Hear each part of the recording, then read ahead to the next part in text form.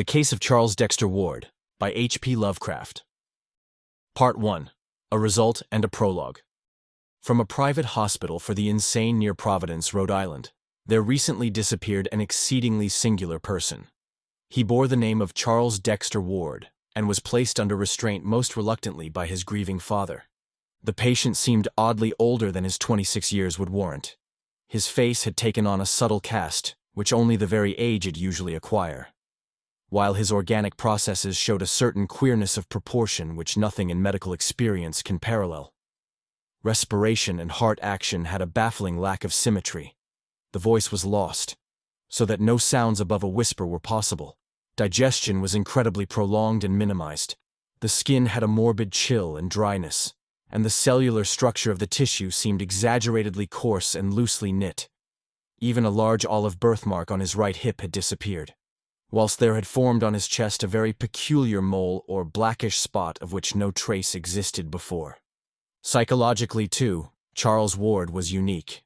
His madness held no affinity to any sort recorded in even the latest and most exhaustive of treatises, and was conjoined to a mental force which would have made him a genius or a leader, had it not been twisted into strange and grotesque forms. Only Dr. Willett, who brought Charles Ward into the world and watched his growth of body and mind ever since, seemed frightened at the thought of his future freedom. He had had a terrible experience, and had made a terrible discovery which he dared not reveal to his skeptical colleagues. Willett indeed presents a minor mystery all his own in his connection with the case. He was the last to see the patient before his flight, and emerged from that final conversation in a state of mixed horror and relief, which several recalled when Ward's escape became known 3 hours later. That escape itself is one of the unsolved wonders of Dr. Waite's hospital. A window open above a sheer drop of 60 feet could hardly explain it, yet after that talk with Willett, the youth was undeniably gone. He had found Ward in his room, but shortly after his departure, the attendants knocked in vain. When they opened the door, the patient was not there, and all they found was the open window with a chill April breeze blowing in a cloud of fine bluish-gray dust that almost choked them. True, the dogs had howled some time before, but that was while Willett was still present, and they had caught nothing and shown no disturbance later on. Ward's father was told at once over the telephone, but he seemed more saddened than surprised. By the time Dr. Waite called in person, Dr. Willett had been talking with him, and both disavowed any knowledge or complicity in the escape. Only from certain closely confidential friends of Willett and the senior Ward have any clues been gained, and even these are too wildly fantastic for general credence. The one fact which remains is that up to the present time, no trace of the missing madman has been unearthed. Charles Ward was an antiquarian from infancy, no doubt gaining his taste from the venerable town around him, and from the relics of the past which filled every corner of his parents' old mansion in Prospect Street on the crest of the hill. With the years his devotion to ancient things increased, so that history, genealogy, and the study of colonial architecture, furniture, and craftsmanship at length crowded everything else from his sphere of interests. These tastes are important to remember in considering his madness. One would have fancied the patient literally transferred to a former age through some obscure sort of auto-hypnosis. The odd thing was that Ward seemed no longer interested in the antiquities he knew so well. He had, it appears, lost his regard for them through sheer familiarity, and all his final efforts were obviously bent toward mastering those common facts of the modern world, which had been so totally and unmistakably expunged from his brain. His whole program of reading and conversation was determined by a frantic wish to imbibe such knowledge of his own life and of the ordinary practical and cultural background of the 20th century as ought to have been his by virtue of his birth in 1902 and his education in the schools of our own time. Alienists are of the dominant opinion that the escaped patient is lying low in some humble and unexacting position till his stock of modern information can be brought up to the normal. The beginning of Ward's madness is a matter of dispute among alienists. Dr. Lyman, the eminent Boston authority, places it in 1919 or 1920, during the boy's last year at the Moses Brown School, when he suddenly turned from the study of the past to the study of the occult, and refused to qualify for college on the ground that he had individual researches of much greater importance to make. It is, broadly speaking, undeniable that the winter of 1919 to 20 saw a great change in Ward, whereby he abruptly dropped his general antiquarian pursuits and embarked on a desperate delving into occult subjects both at home and abroad, varied only by this strangely persistent search for his forefather's grave. From this opinion, however, Dr. Willett substantially dissents, basing his verdict on his close and continuous knowledge of the patient, and on certain frightful investigations and discoveries which he made toward the last.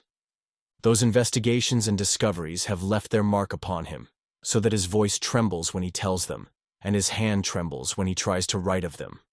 The true madness, he is certain, came with a later change, after the Curwen portrait and the ancient papers had been unearthed, after a trip to strange foreign places had been made, and some terrible invocations chanted under strange and secret circumstances, after certain answers to these invocations had been plainly indicated, and a frantic letter penned under agonizing and inexplicable conditions, after the wave of vampirism and the ominous Pawtuxet gossip, and after the patient's memory commenced to exclude contemporary images whilst his voice failed, and his physical aspect underwent the subtle modification so many subsequently noticed. It was only about this time, Willett points out with much acuteness, that the nightmare qualities became indubitably linked with Ward, and the doctor feels shudderingly sure that enough solid evidence exists to sustain the youth's claim regarding his crucial discovery. There were the mysteries and coincidences of the Orne and Hutchinson letters, and the problem of the Curwen penmanship and of what the detectives brought to light about Dr. Allen. These things, and the terrible message in medieval minuscules found in Willett's pocket when he gained consciousness after his shocking experience. And most conclusive of all, there are the two hideous results which the doctor obtained from a certain pair of formulae during his final investigations. Results which virtually proved the authenticity of the papers, and of their monstrous implications at the same time that those papers were born forever from human knowledge. One must look back at Charles Ward's earlier life as at something belonging as much to the past as the antiquities he loved so keenly. His home was a great Georgian mansion atop the well-nigh precipitous hill that rises just east of the river, and from the rear windows of its rambling wings, he could look dizzily out over all the clustered spires, domes, roofs, and skyscraper summits of the lower town to the purple hills of the countryside beyond. Here he was born, and from the lovely classic porch of the double-bayed brick facade, his nurse had first wheeled him in his carriage.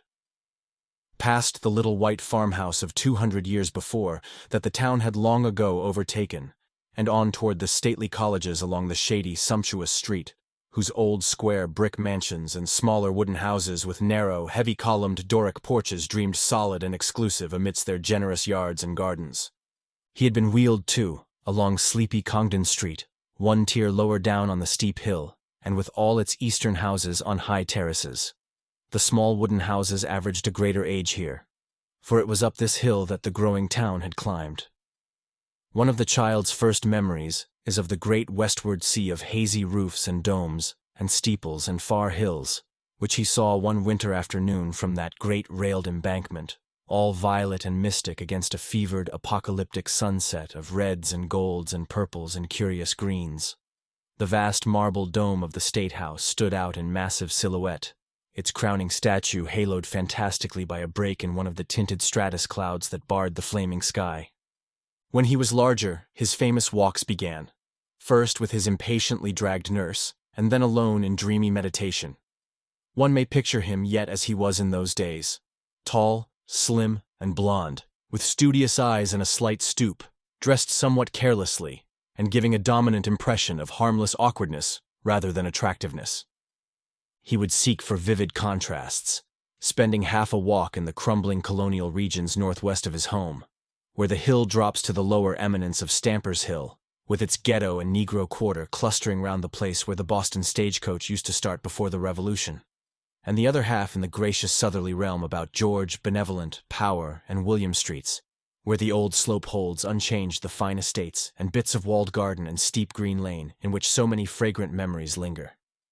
Dr. Willett is certain that, up to this ill-omened winter of first change, Charles Ward's antiquarianism was free from every trace of the morbid. Graveyards held for him no particular attraction beyond their quaintness and historic value, and of anything like violence or savage instinct he was utterly devoid. Then, by insidious degrees, there appeared to develop a curious sequel to one of his genealogical triumphs of the year before, when he had discovered among his maternal ancestors a certain very long-lived man named Joseph Curwen, who had come from Salem in March of 1692, and about whom a whispered series of highly peculiar and disquieting stories clustered. Ward's great-great-grandfather, Welcome Potter, had in 1785 married a certain Anne Tillinghast, daughter to Mrs. Eliza, daughter to Captain James Tillinghast, of whose paternity the family had preserved no trace. Late in 1918, whilst examining a volume of original town records in manuscript, the young genealogist encountered an entry describing a legal change of name, by which in 1772 a Mrs. Eliza Curwen, widow of Joseph Curwen, resumed, along with her 7-year-old daughter Anne, her maiden name of Tillinghast, on the ground that her husband's name was become a public reproach by reason of what was known after his decease, the which confirming antient common rumour, though not to be credited by a loyal wife, till so proven as to be wholly past doubting. This entry came to light upon the accidental separation of 2 leaves which had been carefully pasted together and treated as one by a labored revision of the page numbers.